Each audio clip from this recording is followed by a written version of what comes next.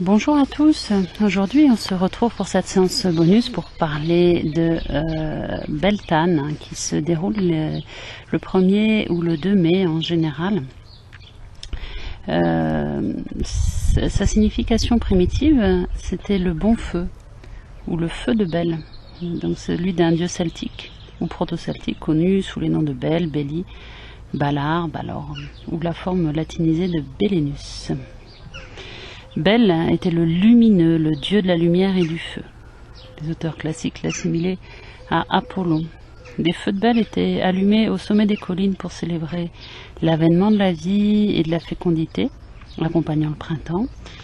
Et en Irlande, personne n'était autorisé à allumer un feu de Beltane tant que le haut roi n'en avait pas allumé lui-même en premier sur le haut de la colline de Tara. La caractéristique principale de la fête de Beltane, dans beaucoup de pays, était de sauter au-dessus du feu. Les jeunes sautaient afin d'obtenir des époux ou des épouses, ceux qui envisageaient un voyage pour s'assurer un trajet sûr, les femmes enceintes pour un accouchement facile et les jeunes femmes pour la fertilité. Tout comme Samonios marque le début de l'hiver, Beltane marque celui de l'été. Au 1er mai, on mène les troupeaux à leur pâturage d'été jusqu'à Samonios, une fois passés entre les feux de Beltane, afin d'assurer leur fertilité.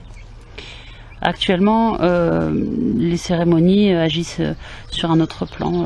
La fertilité et la puissance montante du printemps sont célébrées et honorées dans le cadre d'une quête spirituelle. Les symboles mâles et femelles sont la pierre et l'eau, qui sont vénérés respectivement comme symbolisant la paternité et la maternité. Globalement, Beltane au 1er mai représente une des deux grandes portes qui caractérisent l'année celtique et druidique, marquant le début du cycle de l'été qui dure jusqu'à Samonios. Donc Samonios, je vous rappelle que c'est le 1er novembre. Donc à présent, quand on est à Beltane, le soleil déverse sa lumière et sa chaleur sur la terre, et toutes ces créatures s'abandonnent au flot joyeux de la vie bourgeonnante, de la sensualité, de la fertilité, de l'abondance.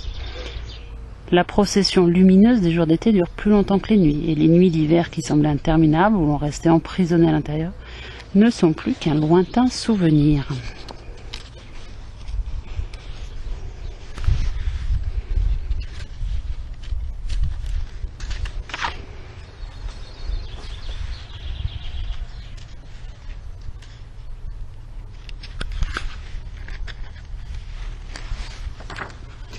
Alors, pour vivre Beltane dans la roue de l'année, puisque Beltane est une époque où l'on devient conscient du pouvoir créateur et fécondateur du printemps, peut-être que vous aurez envie de passer un petit temps à méditer sur les aspects mâles et femelles en vous.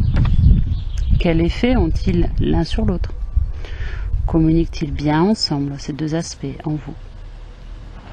Peut-être aussi que vous aimerez développer ces réflexions en les appliquant à toute relation que vous entretenez en ce moment. Vous pouvez aussi généraliser cette méditation pour inclure votre relation avec le monde et la manière dont vous manifestez votre créativité dans le monde.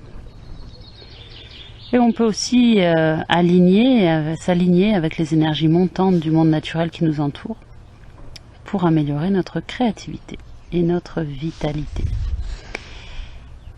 Généralement, on associe à Beltane la fertilité, la floraison, la créativité, l'union, les fleurs de mai comme l'aubépine, l'homme vert, le feu et la couleur orange. Alors quelques suggestions pour préparer Beltane et pour se mettre en symbiose un peu avec cette période. Regarder dans son jardin une fleur épanouie ou passer du temps à regarder les abeilles qui s'affairent parmi les fleurs.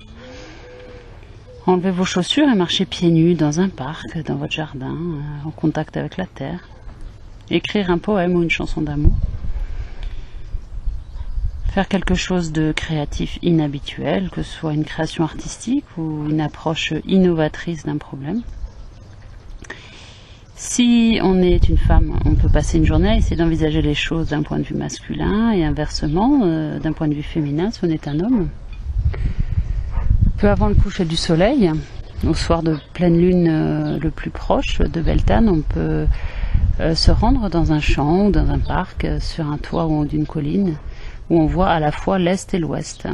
On peut attendre et contempler la lune qui se lève d'un côté et le soleil qui se couche de l'autre. On conseille aussi, alors ça peut-être ça va inspirer certains, de trier toutes ces vieilles chaussettes pour les rassembler par paires. On peut aussi assister à une exposition d'agriculture ou d'horticulture, s'inscrire à une compétition, former une nouvelle équipe de travail. Ce qui est intéressant aussi, c'est de faire une méditation de danse ou de mouvement. Danser autour d'une bougie, faire vibrer légèrement ses talons, ses genoux, ses hanches. Et après, on laisse les vibrations gagner notre corps tout entier. Il y a une méditation d'Osho qui est d'ailleurs comme ça, basée sur les vibrations. On propose aussi de danser sur la musique de l'oiseau de feu, ou une musique qui évoque le feu. Sautez, criez, voilà, lâchez-vous pour vraiment inviter ce renouveau en vous. On va fêter ensemble Beltane. Je vous dirai la date exacte. Je ne sais pas encore si on fera le 1er ou le 2 mai. Il nous faudra pour ça des objets associés au masculin, au soleil, avec des couleurs or ou jaune.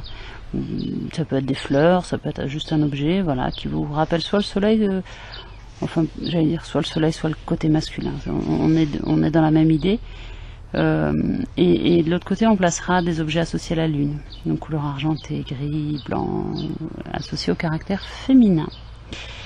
Et il nous faudra aussi pour la soirée de Beltane une baguette et un calice. Alors si vous n'avez pas exactement ça, quelque chose qui s'en rapproche, et c'est pas grave si vous les avez pas. Pour symboliser toujours le caractère féminin et masculin. Voilà, donc pour les quelques informations liées à Beltane. Et je vais vous souhaiter une très belle journée ensoleillée et à très bientôt. Namasté.